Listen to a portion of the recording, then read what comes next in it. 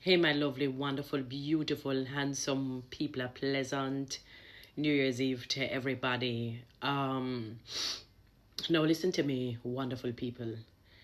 This is something that I really, really had to think about because I remember there was a time I was looking at the Jean Piaget psychologist, child psychologist, that talked about the stages of development.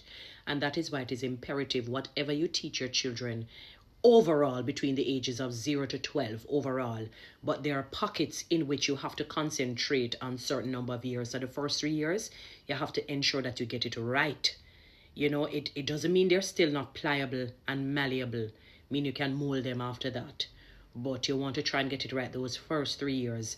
And then the next 4, you kind of, when you're setting the cake properly now, you put it in and then you wait for it to you want to ensure that it is at the right temperature in terms of you baking that cake. So the next 4 years, so when they're 7, so you check them and you make sure all is well. And then the next 5 is like you're putting the icing on the cake. So that is why the entire 0 to 12 years are very, very significant in what you impart in that child's life. Listen to me, parents. Be careful how you run this pickney joke with children. Do not allow them to not take accountability. Ensure that discipline is a part of the ingredients, because you, out more than anyone else in the world, will have a lot of regrets.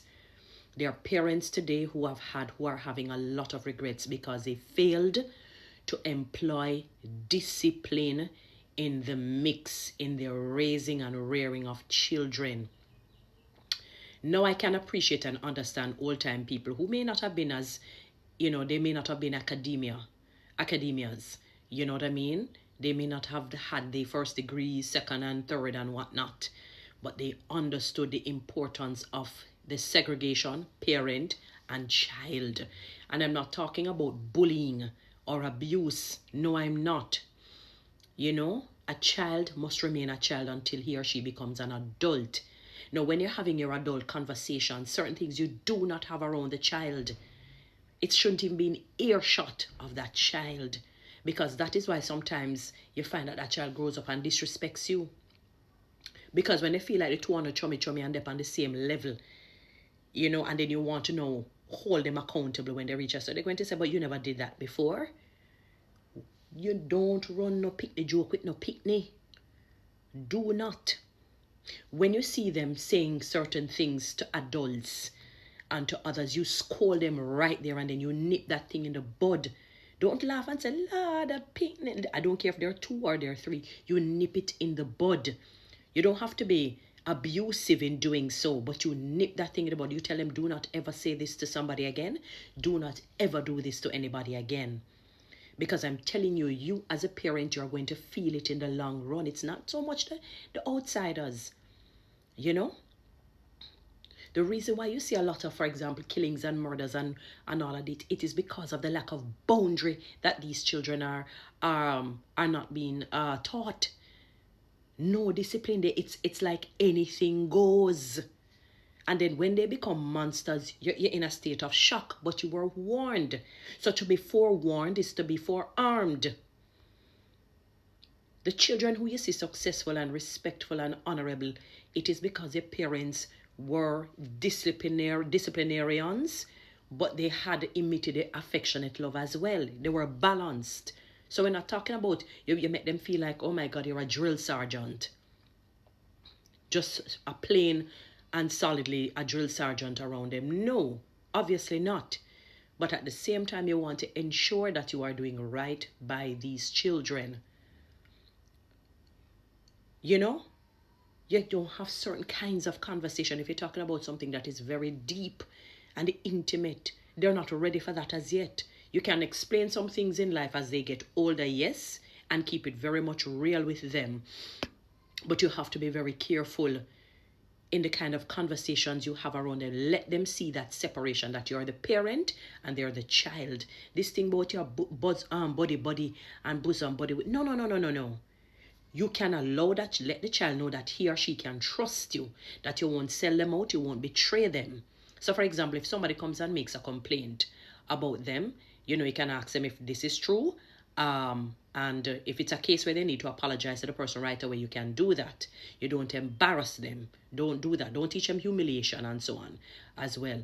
If somebody comes and says something, maybe when they're not around, you said, okay. And you confirm if it goes this way or whatever it is, and you hold whatever necessary conversation with the child. If you need to discipline them, correct them, or say, okay, I'm so sorry that this happened to you. If it's a case where an apology is needed, then you do that. Show them that balance so that they can become healthy children for society. But do not run a picnic joke. That's why many of you are in the rut that you're in with these children. You hear them say some things to people, to adults, and you're laughing, think it is. It's not funny.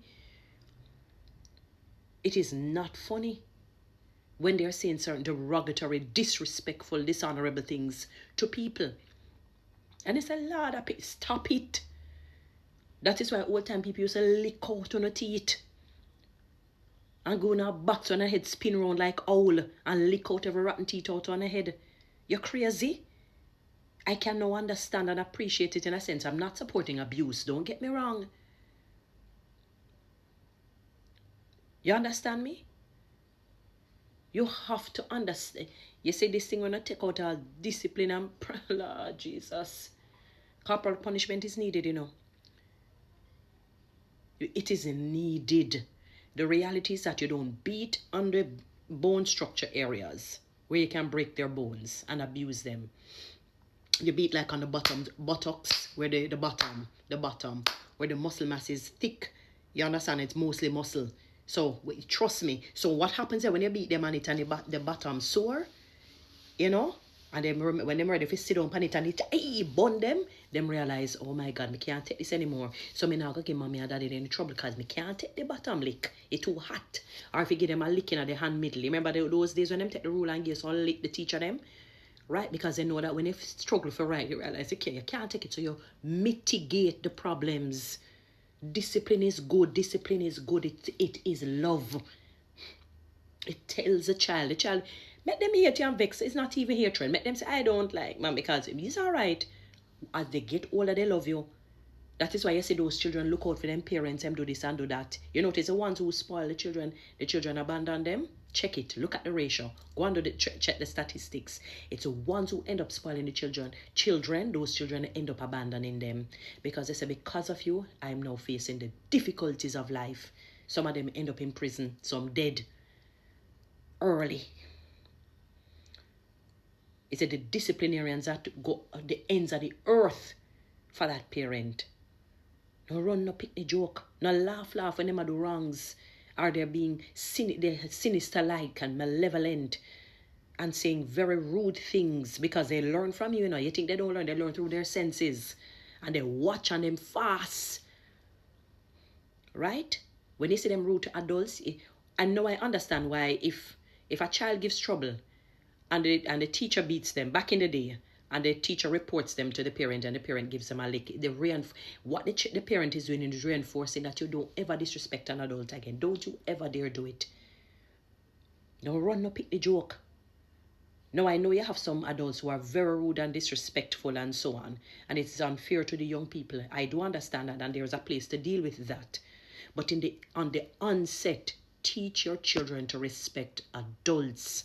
Because they're the ones who are guiding you and protecting you for the most part. It's not the other way around. When they become adults and the adults become, shaky and so forth, it's a different case. But you will have the regrets. Teach them to respect adults. You see this thing on lad, it sounds cute. No, it does not. It is not cute. Because it's going to bite you in the rear, in the eyes, and on the tongue one fine day, and you're not going to like it. It is going to be very painful because it's either them end up 6 or imprisoned, incapacitated because somebody beat them to a pulp, but then can't come back to, as Jamaicans would say. No run, no pick joke. Discipline them. Show them affectionate love. Show them the balance. Do not be no friends. Let them trust you. They can come and tell you things, but you're not friends. You have to have that separation. Discipline is good. Me not run with joke with pickney. Me no business what nobody want to say. And I will scold that child in front of the parent if I say that you're rude and disrespectful. That is me. A word to the wise is sufficient unto the day. Guys, you know what to do with TikTok and YouTube. Subscribe, give me one of those lines, and follow me on Instagram.